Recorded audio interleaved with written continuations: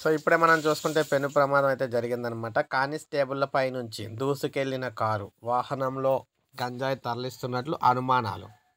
నూతన సంవత్సర వేళ వాహన తనిఖీలు చేస్తూ ఉండగా కారును ఆపడంతో ఇద్దరు కానిస్టేబుళ్ల మీద నుంచి దూసుకెళ్లిన ఘటన కాకినాడ జిల్లాలో చోటు చేసుకుంది. ప్రస్తుతం వారు తీవ్రంగా మనం చూసుకుంటే గాయాలతో చికిత్స పొందుతున్నారు. కిర్లంపూడి మండలం కృష్ణవరం గ్రామంలో జాతీయ రహదారిపై టోల్ ప్లాజా వద్ద ఇదైతే జరిగిందన్నమాట సంఘటన. కిర్లంపూడి ఎస్ఐ జి సతీష్ కానిస్టేబుల్తో వాహన తనిఖీలు చేపట్టారు. అర్ధరాత్రి సుమారు 1 గంట సమయంలో విశాఖ వైపు నుంచి రాజమహేంద్రవరపు వైపు వెళుతున్న కారును పోలీసులు ఆపారు. రోడ్డు పక్కకు ఆపుతున్నట్లు నటించిన డ్రైవరు ఒక్కసారిగా వేగంగా ముందుకైతే పోనిచ్చాడు.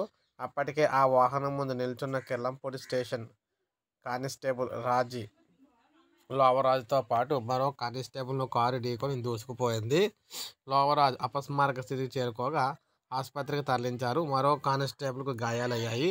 కారును రాజనగరం సమీపంలోని కెనాల్ రోడ్లో డ్రైవర్ వదిలి పరారయ్యాడనమాట. వారిని పశ్చిమ గోదావరి జిల్లా పరిధిలో పట్టుకున్నట్లు తెలుస్తుంది.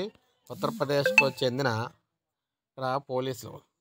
చెందిన ఆ కారులో గంజాయి తరలిస్తున్న సమాచారం. పోలీసులు పూర్తి వివరాలు అయితే వెల్లడించాల్సి అయితే ఉందన్నమాట.